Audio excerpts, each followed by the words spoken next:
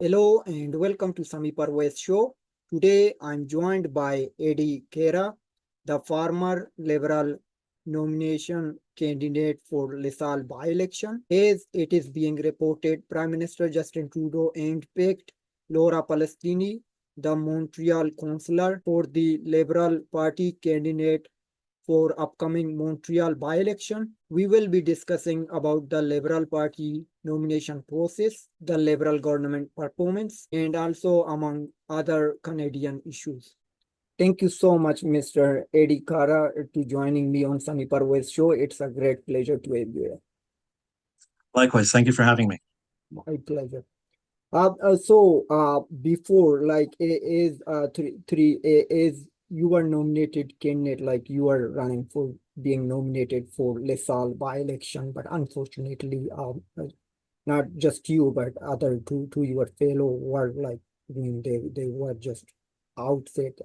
I don't know what should be the a best term to call it out, and Prime Minister Justin Trudeau just selected one of those candidates, who is Laura Palestini, who is Montreal's councillor. So she was nominated as the Montreal's upcoming by-election candidate for the Liberal Party. So before we jump in for discussing about it, could you please tell me about yourself and what inspired you to run for the Liberal Party? As we can see, like right now, Liberal is Liberal number in the poll tanking.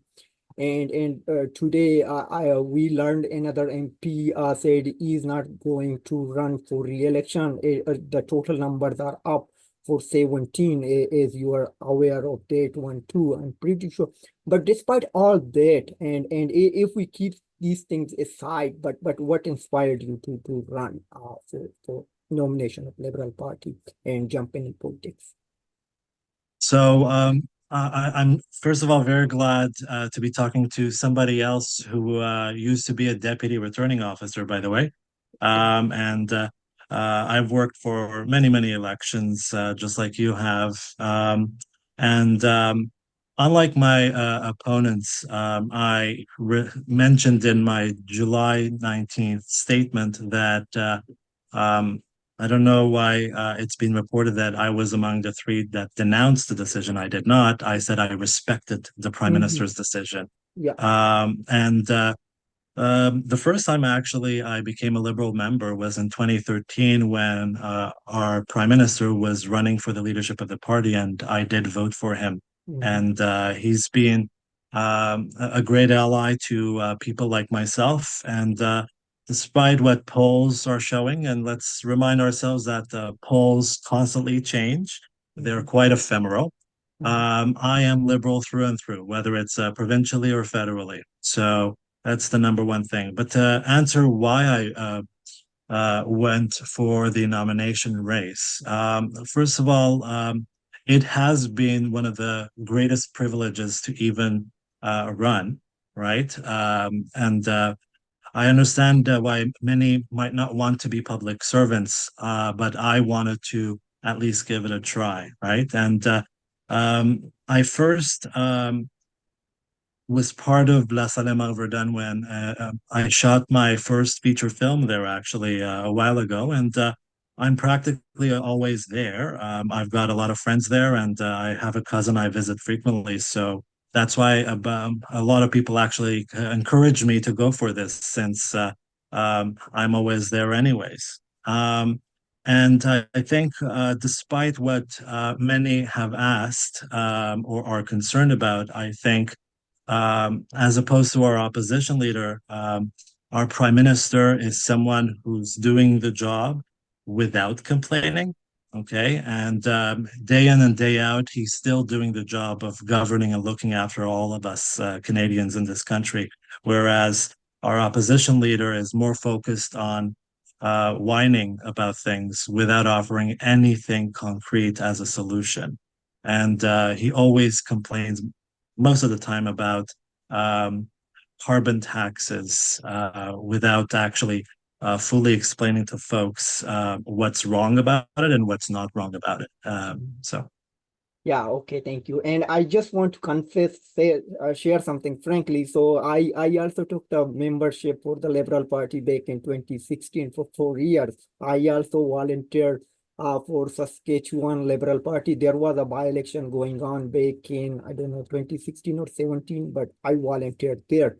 So yeah, I liked the Prime Minister himself at that time. He was doing very well and he was young and smart and everyone liked him and we saw like JD madam uh Miss Rebold, she was kicked out. Like she was the first Attorney General and Minister of Justice is an indigenous woman. She was elected first, but she was just kicked out from the caucus along with Dr. Jane Pilport, and it seems like these things all are going on. Like then Miss uh, Rebold also wrote a book, and she mentioned that it mean she regret believing this man, like we call like Prime Minister Justin Trudeau. But despite these all things are going on, like suddenly Toronto St. Paul's by-election, it was a shocking for liberals and also shocking for all pollsters. No one was predicting it. The Yeah, outcome would be something else. I predicted it. You I predicted it? predicted it. Yeah. Another thing I forgot to mention is Yeah. why did I run for La Salle Verdun? It's because in 2014 I volunteered for Sherry Yao's nomination campaign, and as well as another campaign that was going on elsewhere in Montreal. Mhm. Um, yeah, so I used to do a political podcast last year, and I enjoyed looking at the differences between the Canadian and US political Mhm. systems. And one of the things that we often notice is the margin of error is way off with polls, right? Mhm. And I'm about to have an open letter published actually, because I'm not really doing many interviews despite journalists asking me to.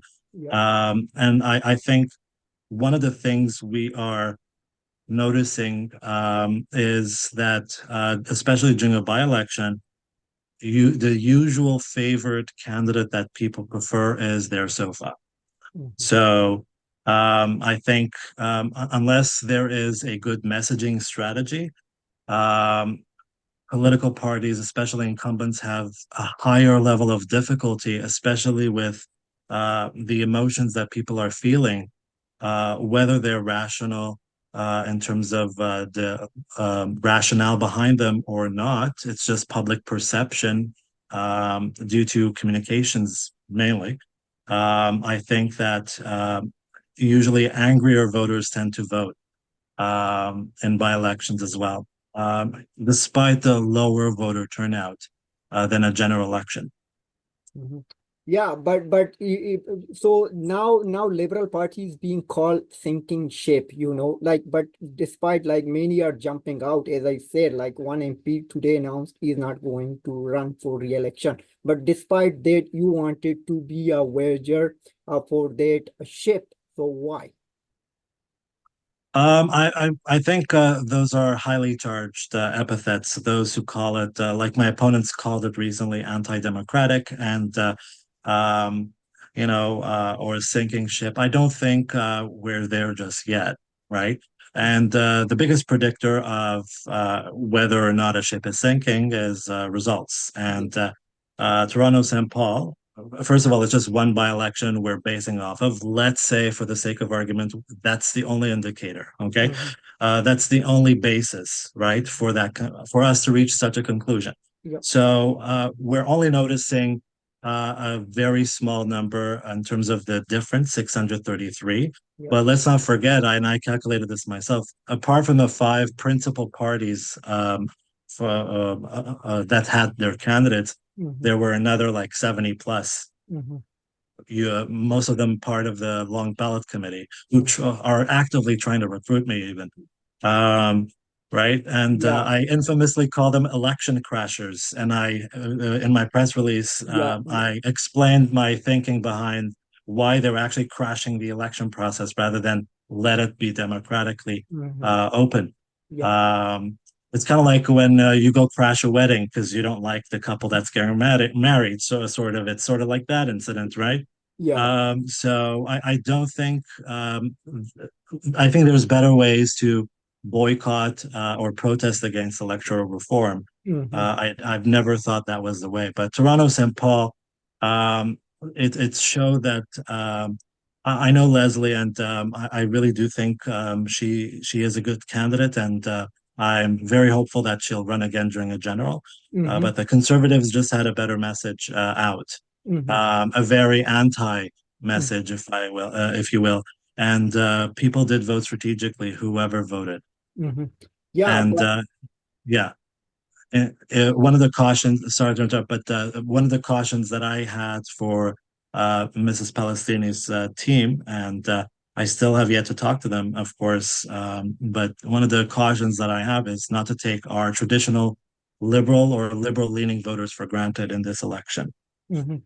Okay, thank you for sharing all those details. So in your statement, you said it was shocking decision by, like lack of respect. But you said you respect Justin Trudeau decision to appoint Laura Palestini for this nomination for LaSalle by-election. Why? Once you are saying you are shocked and there was lack of respect, but still you are respecting a prime minister's decision. Well, first of all, you can respect a decision and still be shocked by a decision at the same time, which was my case. Till this day, like if you or any other journalist, they have asked me, how are you feeling? As if they're my therapist, by the way. Mm-hmm. And I always respond, and I'm not saying it on purpose. Ask me in a week because it still just happened. It just happened on Friday, Mm-hmm. right? So it's sort of because I don't know how the feeling should be in this case because I signed up more than both of my competitors combined. Yeah. So I was confident the numbers were on my side. And unlike them, we had a good campaign team. We had a good campaign message, the story about my parents and retirement in general, and how we as liberals focus on taking care of everyone, especially seniors. And that was basically the message. And we also were the only campaign that actually had a slogan along with a message. So, in terms of organization, those were the things that were working for us. I don't know the decision, like it hasn't been told the reasoning behind the decision, but Mm-hmm. from some sources, I've heard that they were trying to counter the imminent threat after Toronto St. Paul of having an NDP city councillor as the NDP nominee there with another city councillor. Mm-hmm. And I would advise Mrs. Palestini's team that the biggest thing that will come as an attack by the conservatives or the bloc Mm-hmm. is most likely going to be for both of the councillors' housing, Mm-hmm. right? So Yeah. even though us liberals federally, we are focused on getting stuff done, like the Mm-hmm. Housing Accelerator Fund, Mm-hmm. the blame is definitely on the municipal side as well as provincial. So Yeah. I think that's going to be a huge battle in terms of communications, Mm-hmm. and I think that's going to be the challenge. But yeah, so just to finalize on that point, it's not my time, but I'm very confident that whatever help Mrs. Palestini's team needs from me, Mm-hmm. even if it's what I've seen at the doors for the last 5 months and among people at events, I'm willing to have a meeting with them at the very least and discuss and even be part of that team if they'll have me. Mhm. Okay, yeah. So housing, yeah, I will come on housing later this, but I gave a still question with respect to your statement. You put it on Facebook. Yeah. So you said the nomination started on April 18th, but you are campaigning before April on before the nomination process. Like you received the supporter of 1427. So what are you going to tell your supporters who said you should be the nominated candidate for LaSalle? So in terms of the decision, I mean, it's still being processed by me. So one of the things that I've emailed my supporters is literally the official response that I gave on Friday, and I will still continue emailing if they did not get such an email or message via text. Um, Look, it's just frustrating for them. I know. I know they wanted me to be their liberal voice because I was not afraid to articulate all the good that we've done so far for Canadians and all the good that we ought to continue doing, and at least be with conviction to show up Mhm. rather than hide, which has been one of the things that I've told people that I've done throughout my life. By the way, that's another thing that the prime minister does. He still shows up every single day to get the job done. Mhm. So that's why I respect his decision fully. Um, and I do think that it's it's going to cause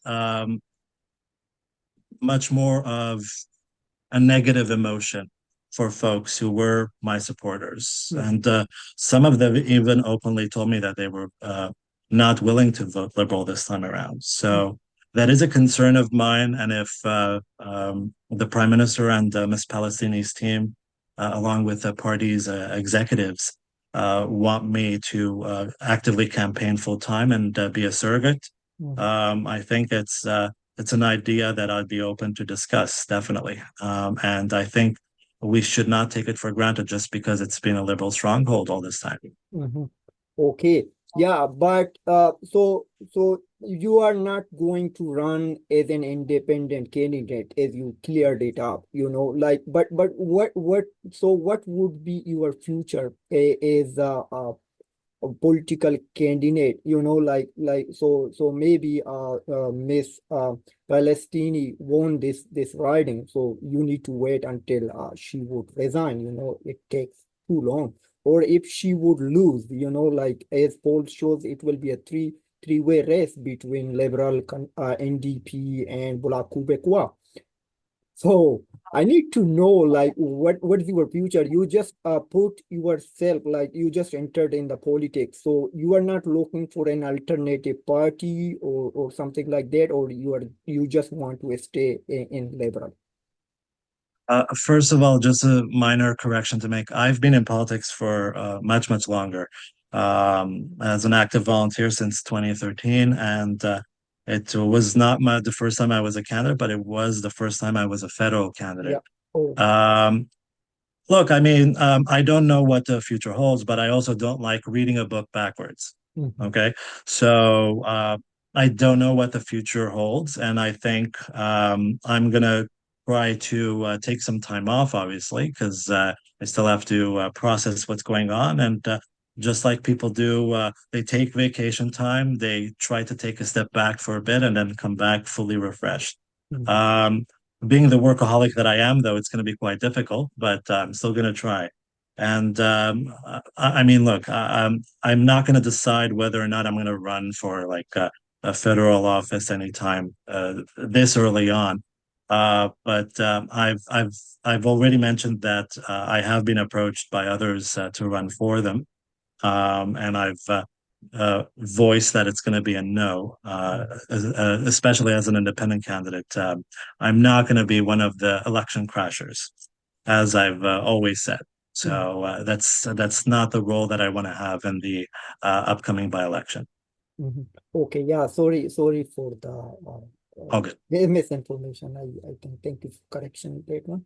But Prime Minister himself, like before when he was running is like, so he was running for like as the liberal leader for last in 2015, he said it will be the last election, so there will be an election reform, but it did not happen. So these longest ballot like campaigners, so they now just paid up, like they said this time it is just I believe 74. It will be 174 candidate in the next election, like don't you think your liberal party is being in government for 9 years, it did not do anything, so don't you think the liberal government should be blamed rather than longest ballot campaigners?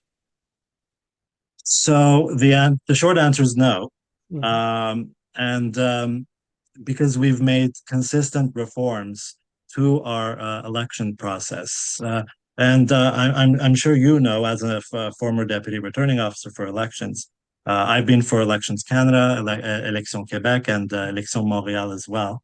Um, we've noticed ever since 2015 that we Liberals have made consistent strides. For instance, the opportunity for you, let's say you have, I don't know, a neighbor who does not have ID on them, and for you to vouch for that neighbor and swear an oath, and Mhm. then have them registered to vote Yeah, without any ID, or the opportunity for you to go vote at any election office, locally, yeah, before the advanced voting day, yeah. right? Mhm. Or the option for you to 19 different options for you to present two ID types if Mhm. you don't have your driver's license on you. Yeah. So those are consistent reforms and amendments. Mhm.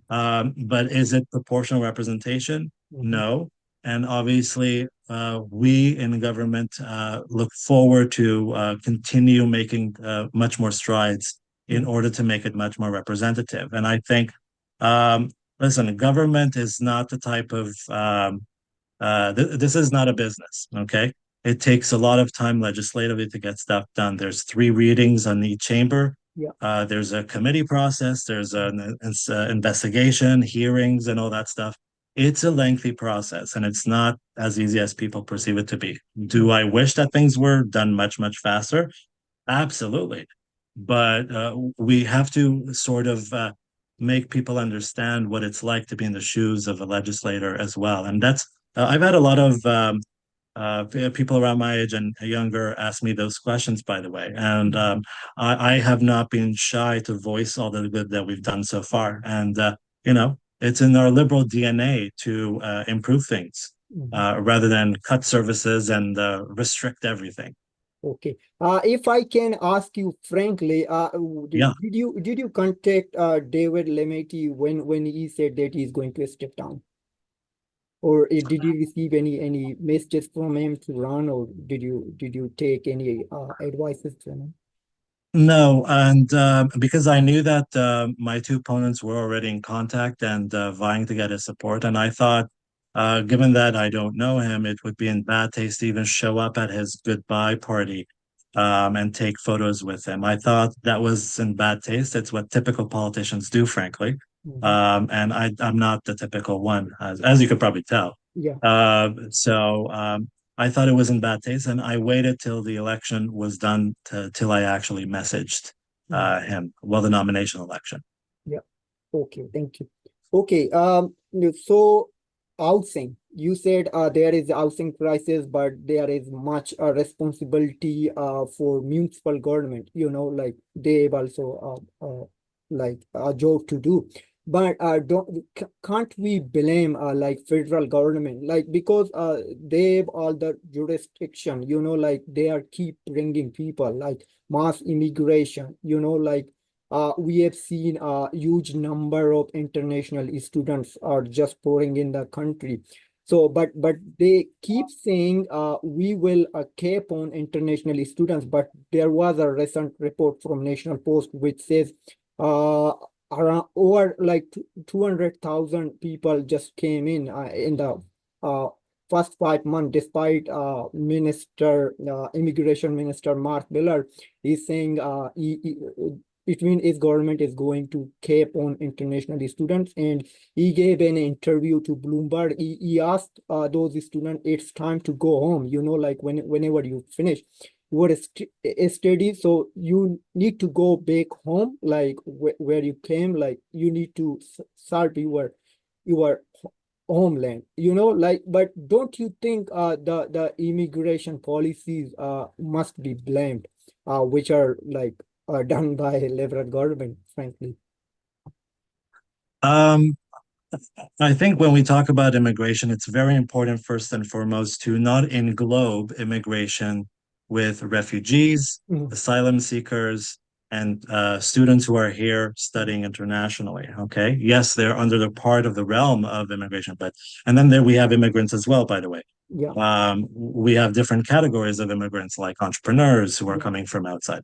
So the second thing I'll mention is it's a tricky situation. It's highly complicated because, as I said, it's not something that can be solved in 1 or 4 days, as recently a presidential candidate intimated that it's possible. It's not. Even wars are not done that quickly. You know what I mean?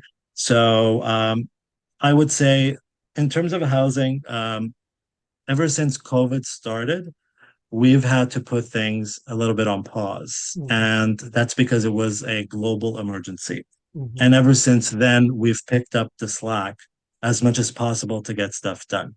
Now, is it only incumbent on the federal government to deal with housing? No. Let's not forget that very recently there was a report about 2 months ago that the biggest delays in permits being given in the city of Montreal versus the other Quebec cities were 2 or 3 times longer. Okay, and the director general of the Montreal city actually said that no matter who's the mayor, the bureaucracy will not solve itself based on a change in mayor. I don't know why he said that, but I think he was looking at it from a macro perspective, perhaps. I think there's structural issues on the Montreal side, 100%, and the provincial side as well.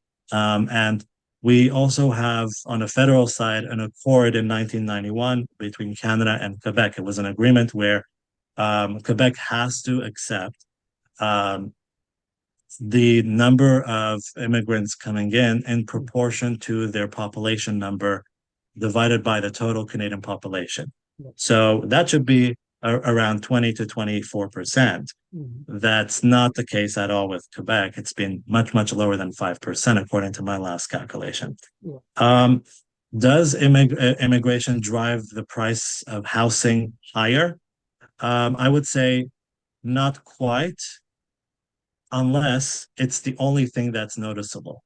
Okay. So when there's not enough houses available, and there's much more demand, okay, prices will increase.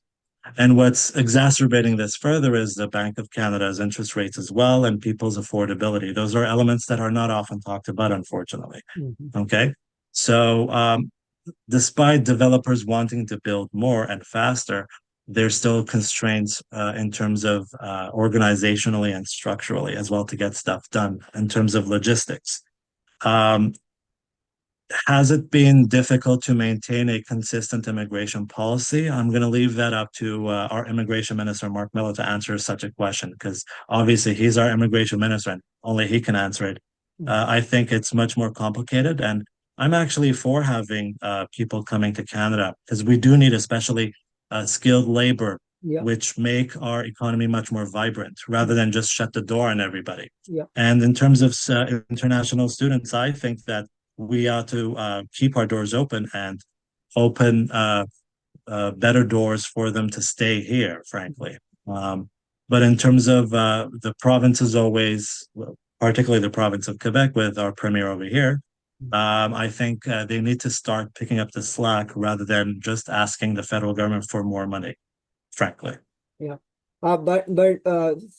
as you said, like when the demand goes up, and like the price will go up. It is just basic math, they are directly proportional to each other.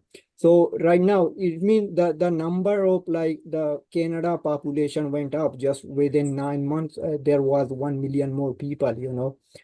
So don't you think this thing should be blamed? Everything is under control of. I know, like, you are not the minister. You don't have to answer my question. As you are a liberal candidate, you are a liberal candidate now. You are a liberal member, and we are just discussing frankly. Like, it is not. You have to answer every questions. I'm just asking, as you are representing Liberal Party. So I need to know.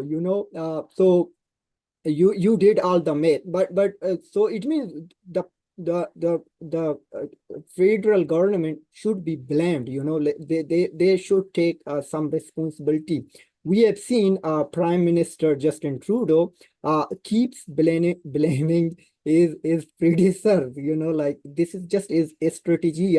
maybe you disagree with me, but I have noticed it, and I do not belong to any political party. I don't have any membership, anyone else. I just want to clarify myself, as I said that I have been a liberal liberal party member from 2016 until 2019. Then I did not renew my card or membership, you know. But yeah, so but Prime Minister always says that it is our part government fault. You know, like you have been in government 9 years. You tweeted out back in 2017 that everyone is welcome to Canada. Then you saw what happened in Quebec and from Roxham Road, from US to Canada, people just jumped in. You know, like over 100,000 people just came in is for refugee. And there are, I believe, many people like their status got expired. We don't know where they are. You know, like these things are going on, but again, so it means if you don't have the capacity of putting something in a room, so you cannot put more things on that room. So likewise, we can Canada does not have enough houses, so why you are keep pouring more people? Don't you think this should be the federal government responsibility? Okay. So I was trying to give an analytical response, but keep it short at the same time with my previous answer. Yeah. Yes, I'm not a spokesperson for the Liberal Party of Canada, but I still feel the need as a former candidate to Okay. talk about it, right? Mhm. Um, I think first and foremost, we have to judge any government by the actions that they take. Mhm. And I'm going to repeat what I intimated in my previous response that it is a problem if people are attributing the primary factor for housing prices going up to immigration, because that's not true. Okay. I'll repeat. The number one primary driver of difficulties for people to find housing is the lack of supply. So, not enough houses are available. Why is that? Well, it's because not enough are being built. There's too many barriers locally. Mhm. And those barriers are things like getting the building permits approved quickly for Mhm. developers to build. Yep. You have logistical problems within the city of road closures, other construction projects, whether they're private, semi-private, or public, right? That hamper building projects construction times. Okay. So in my view, those are the primary drivers of housing. And it's not a good idea to say that the main blame is because of immigration. Yeah. First of all, we have so much room in Canada, Yeah. and we are going to have much more room in Canada. And what we have done, and as federal liberals, Mhm. is actually acted on having more programs every single year. Mhm. We keep funding these programs, and it's up to provinces and municipalities to get it done as well, right? So we're doing our part in financing these projects, right? But in fact, La Presse article just in the last month did admit that in Quebec, the housing project funding, 75% of it is funded by the federal government. Should that be the case? I think that's a different discussion we ought to have, Mhm. but it is quite an emergency that we're still tackling head on as a crisis. With regards to immigration, look, those are different border security or airport security or immigration office logistical problems, Mhm. right? It's much more finite than just saying it's just a number of people, because you're assuming everyone's coming to Quebec, which they're not, by the way. Okay. Yeah. In fact, Ontario's population is the most, 15.9 million, I believe, right? So I think more people want to go to Ontario at the moment. Um, but should we have a conversation about us trying to populate other smaller cities and towns as well, so that they become like the top three wanted cities that most of these people want to emigrate to? Mhm. Vancouver, Toronto, and Montreal. I would say, why not, right? The United States and the States has so many cities that are vibrant. I Yeah. think we ought to have Halifax, St. John, smaller cities like that prosper with more people going there too. Why not? But in terms of students, I think that students want to go somewhere where they're going to have a good educational experience. Mhm. I've noticed that myself as well, as a former Concordia graduate. And I think that option should still be there. But one thing that should not be there is this inequitable tax by Premier Legault just on Anglophone universities, as if it's supposed to be a solution to the French language being spoken less by the younger generation. Mhm. By giving that, as he said, he funneled that tax money from English universities to Francophone universities, as if that's going to solve the problem of more uh, the frequent increasing the frequency of people speaking French at home, Yeah. which I don't know how that happens, by the way, till this day. Yeah. Okay. Yeah. So you brought up with respect to like Quebec numbers of like immigrants or like refugees, but federal government is pouring more money to Quebec than any Yeah. other provinces. Is Premier Legault was also asked about this question, that should federal government provide the same amount of money to other provinces as it is giving like, but don't you think the like Quebec is being given more priority as compared to any other provinces of Canada?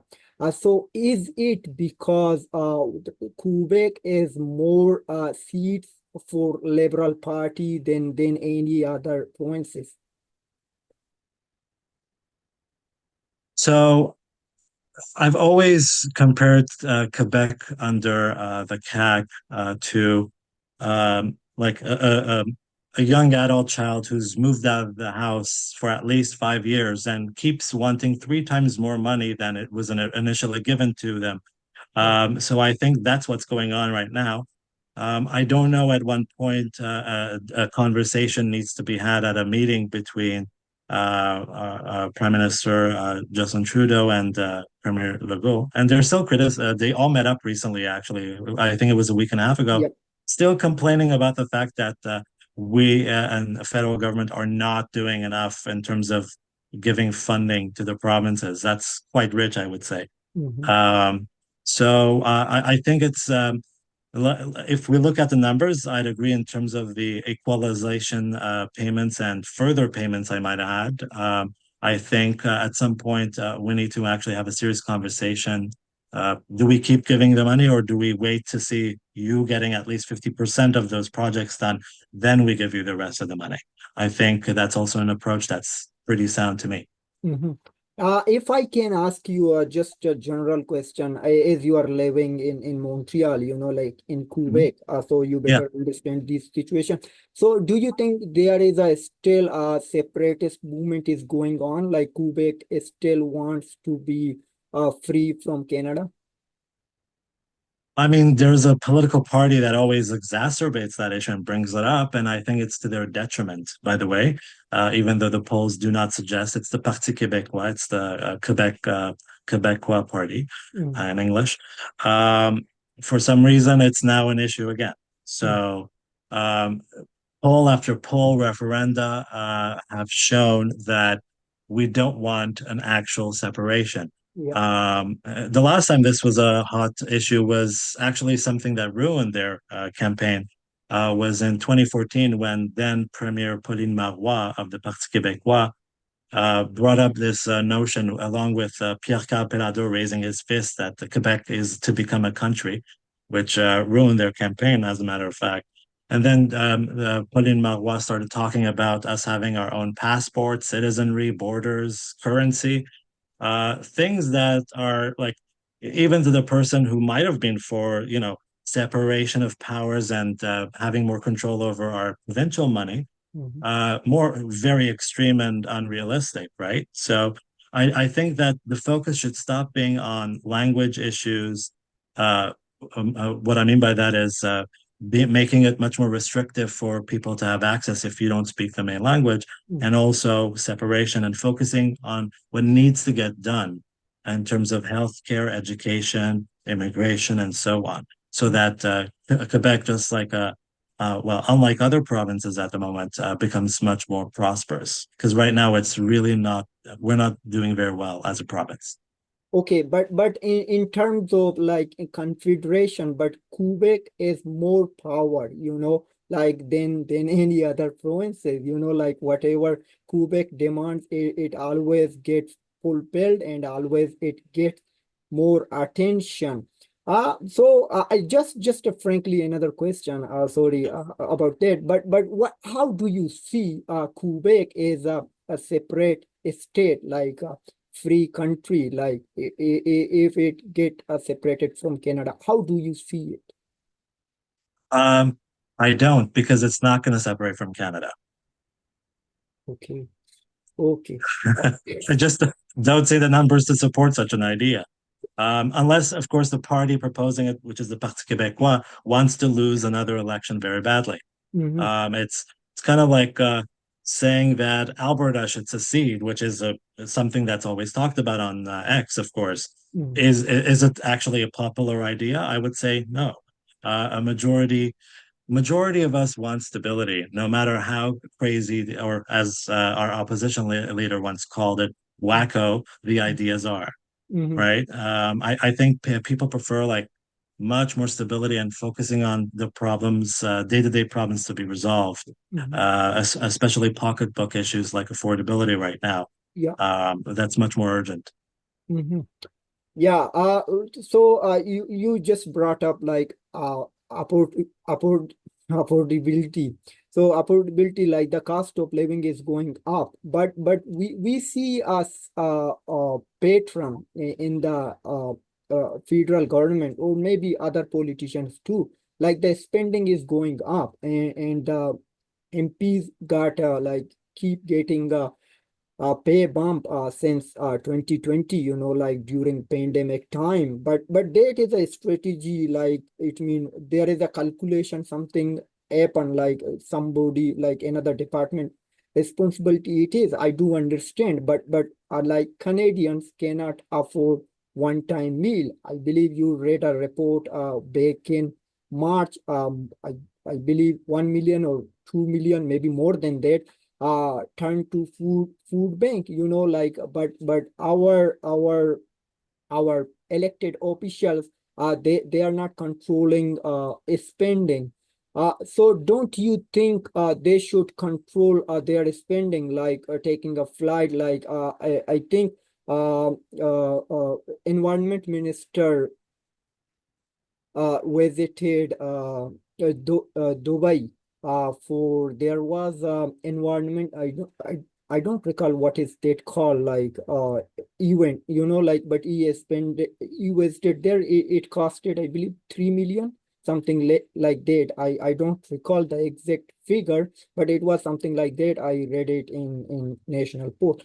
So how do you see this thing, like as a farmer liberal candidate? So if like a constituent would ask you this thing, so what's your response to them when politicians are spending too much at the same time, like a taxpayer don't have money to eat or put food on the table? Okay, so there's a lot of facets to the question, so I'm going to try to address them one by one. Um, I think in terms of the pay bump, the latest one was just this year, actually. Yeah. Would I vote in favor of it? No, but obviously I'm not the one making those decisions, right? So you'd have to ask them. Yeah. I do think public sentiment is much lower than it used to be pre-COVID, right? In terms of cost of living.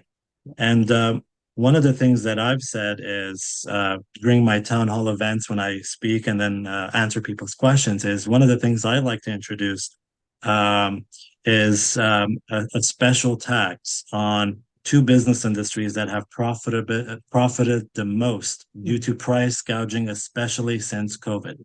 Record profits. Yeah. Number one would be telecoms companies, Mhm. Yeah. right? And the other one would be grocery stores, grocery chains. Yeah. Now, in terms of the our innovation minister and onwards, in the last 2 years, there's been a consistent effort to get these bigger grocery chains like Loblaws, which we recently got them to sign on this code of conduct that we've put in place.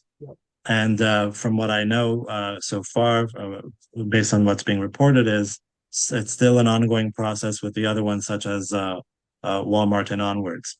I think having a special tax is a great way to kind of reduce our deficit on these companies till they bring their prices down significantly, and keep the taxes in place till they agree to at least a code of conduct of anti-price gouging, because it's we should not continue larger companies to make record profits at the behest and at the cost of Canadians. And one of the ways government should not be run, I understand the worry about spending, is like a for-profit corporation. It should not be run the same as larger companies I just mentioned who focus more on record profits, right? Because the goal of government primarily is to protect and defend people at all costs, but also to make sure that Canadians have a better living. And whether it's with the dental care benefit recently, or pharmacare with it being implemented because of us federal liberals, with the exception of Quebec, because we already had it over here. We also have the child care benefits. So I think we've got a cornucopia of programs taking care of folks, and that requires a lot of money. That's the sad reality. And obviously, money needs to be spent in order to take care of Canadians. Now, if people don't agree with, some people voiced concerns that aren't we spending too much money? We're in an emergency. We've been in catch-up situations ever since COVID, especially during COVID. And let's not forget that it was Prime Minister Justin Trudeau, and because of his leadership, that we had CERB and CEBA benefits. It would definitely not happen, as Poilievre has admitted, under a Poilievre government. So I think it's important to bring up a good track record of useful programs that focus on improving living standards rather than what's being uttered on social media, let's say, as a result of, let's say, disinformation, right? Okay, but you did not bring up the spending of politicians and minister and prime minister himself. They mean visiting here and there, but they are spending too much. At the same time, Canadians cannot afford one-time meal. And people I have seen personally, I have seen people begging on the streets, or searching on the garbage bin, which is completely shocking.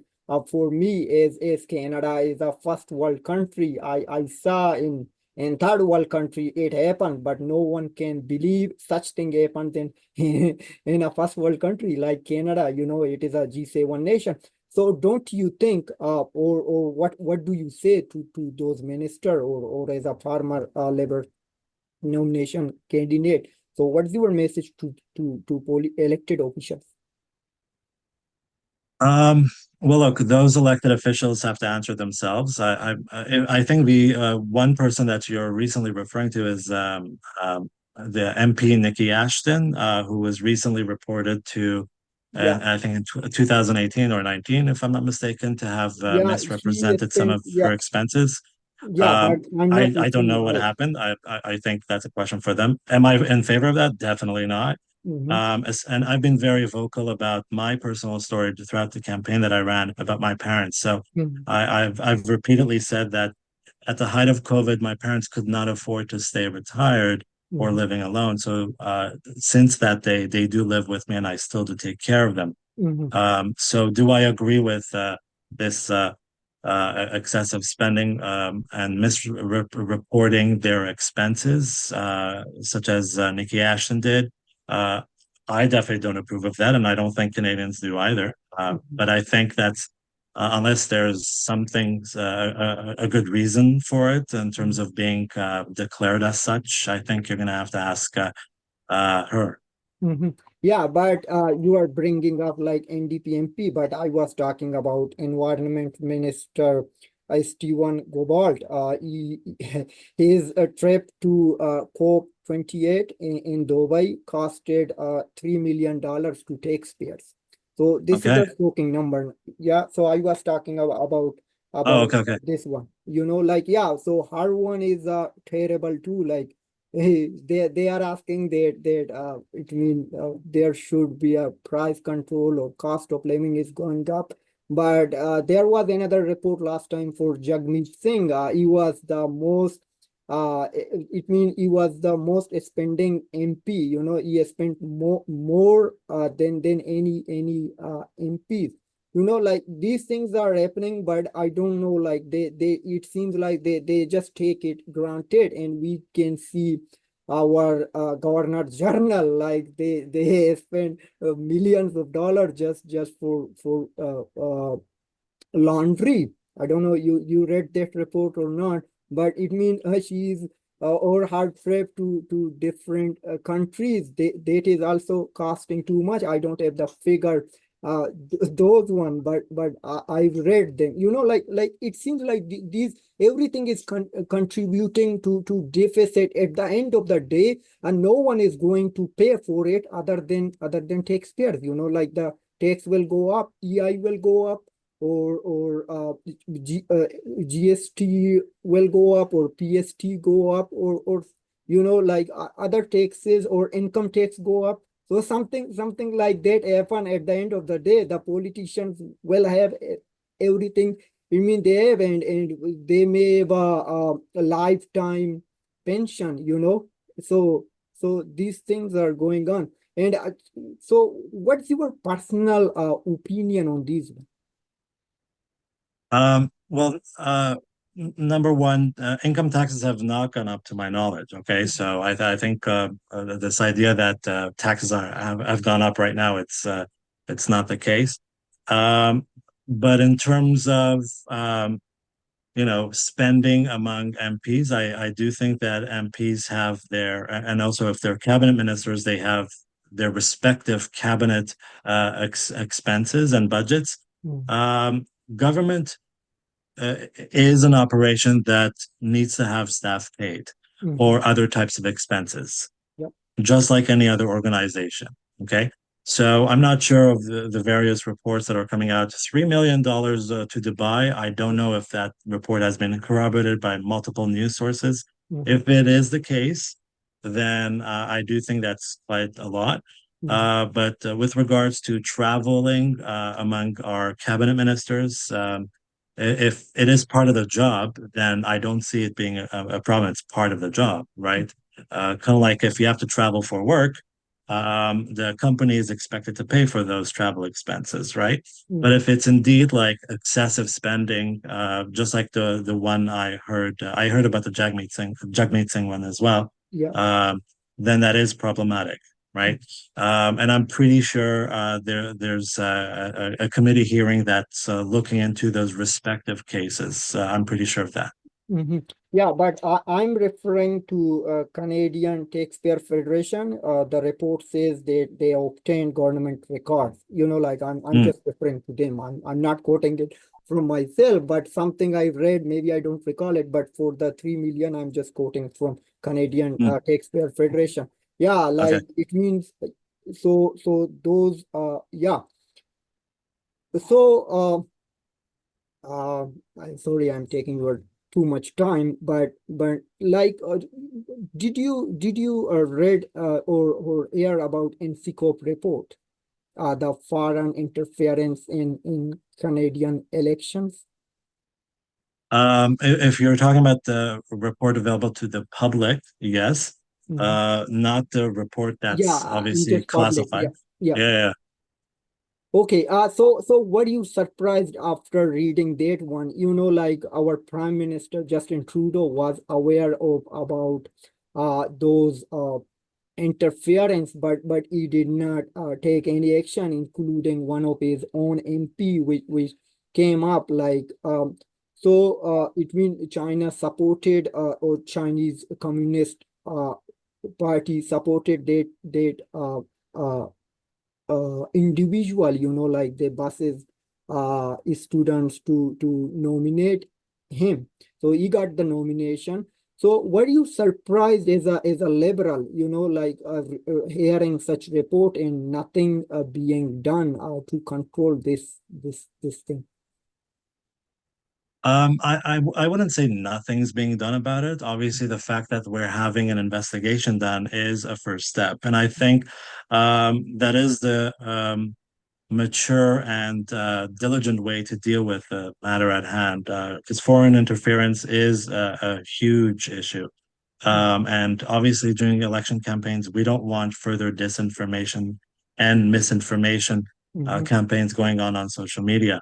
Now, obviously, that's one side of the report. And then I do recall that the judge did actually say that it did not hamper Mhm. the nomination process, and no evidence was found that it had a direct impact, if I'm not mistaken, as well, right? So I think we have to let further investigation to occur before reaching a final conclusion, right? Mhm. It's still quite early. It was just one reading and one set of hearings that we've had so far. And for more information, I'm sure that the appropriate ministries will come up with more clarifications on the matter of nominations. But um, having foreign governments take part in nomination campaigns, Mhm. um, clearly, I haven't seen anyone take part of the La Salle Verdun one, Mhm. so I don't think there's one over there. Mhm. But in past ones, it's quite problematic and troublesome if they did in fact occur and had a direct impact on the result. Mhm.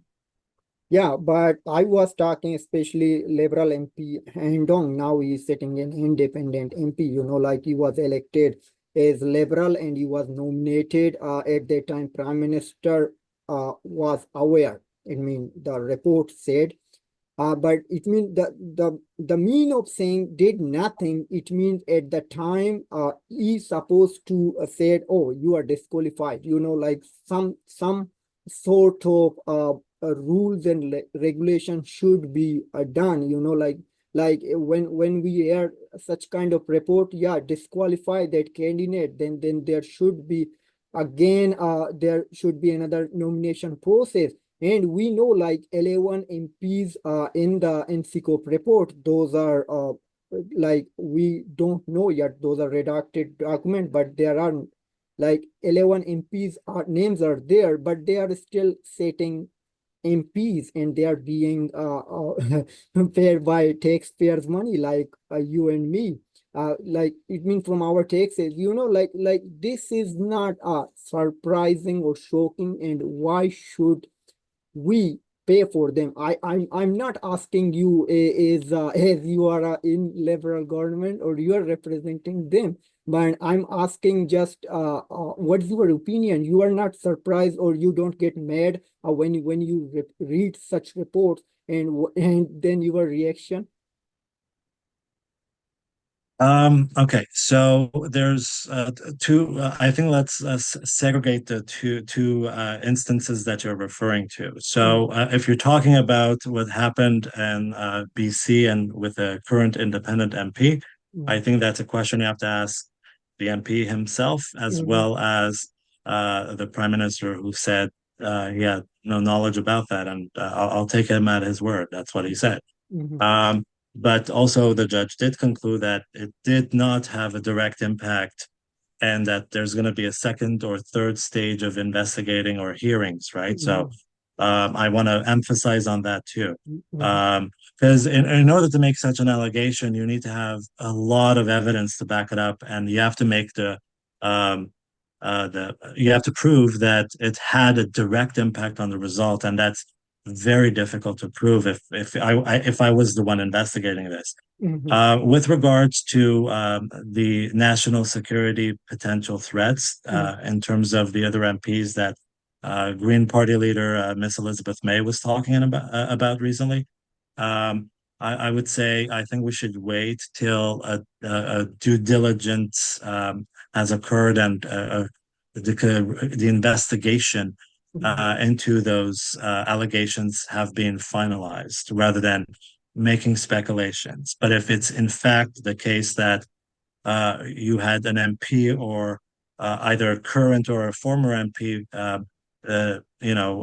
divulging national secrets to another country, that is indeed highly problematic. And I think that's when we need to have discussions about what should be done. And I'm sure the Prime Minister's team already has had those conversations, should they reach that step. Mhm. Okay, I was talking about Don Heng. He's the MP for Don Valley North, Toronto, right, Markham, Ontario, Mm. riding. I was the I was just saying, I mean, this like he was supported by Chinese communist regime, but at least he should not sit in the house, like this is common sense thing.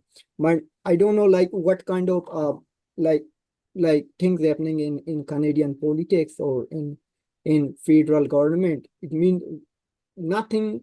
The word nothing mean not taking anything seriously, like as you said, the prime minister said, but there are some other report which says prime minister was aware, like now who should be trusted.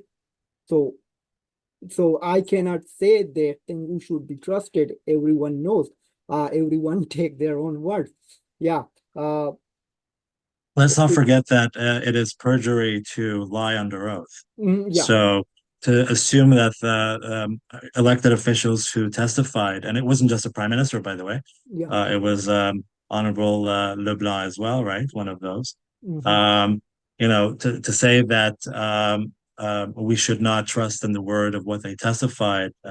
and then have a further investigation, right? Hmm. Uh, because even judges, they actually have a hearing after they've looked at evidence, and then they deliberate and take some time to make a decision, right? They Yeah, don't just make it right away. yeah. It's quite rash Hmm. decision making, if you ask me. Hmm. So I do think we should wait on that. But whether or not, um, if indeed there is a direct link made, I think those questions need to be revisited. Hmm. I know that in my nomination campaign, I made it an objective of mine not to focus on one or two ethnic communities. Yeah, And I wanted to be representative of what it means to be a liberal, actually, by having a coalition of different folks. yeah. And that's why I just didn't go with, like, let's say the Chinese community specifically, or another community, right? Yeah. So called me old-fashioned, but I do think that you need to have a coalition of different communities Yeah. supporting liberal values and their liberal candidate. Hmm. Yeah, it means Canada population is very diverse, like Yeah, from all background people are living here. But yeah, and also as you pointed out, some other ministers or MPs also testified on that hearing. Also, Erin O'Toole, the former conservative leader, he also testified. There were some also reports that suggested because of that interference, like it means there were many like misinformation and disinformation was running during 2021 election, like he just lost 20 seats, very little margin, like if he won those seats, so he could form a minority government, but it did not happen. But there are some allegations on that regard. uh, so I will just leave it here, Mr. Eddy. It was a great chat. And do you have anything you want to share on for to your fellow Canadians or LaSalle riding folks? yeah. So I've consistently said the following, and I'm going to say it once more. No single person can save a democracy, but without our many voices being heard and many of us voting, a democracy gets weaker. So I really hope that despite what happened in Salem Verdun or anywhere else, please keep believing in our democracy and let your voices be heard and do vote whenever any by-election or even general election happens, rather than choosing the sofa as your favorite candidate. And that's my message for folks. Thank you. Yeah, thank you so much, Mr. Reddy. Once again, it was a My great pleasure. discussion. Hopefully see you again. Thank you so much. Have a good one. Yeah, my pleasure. Thank you.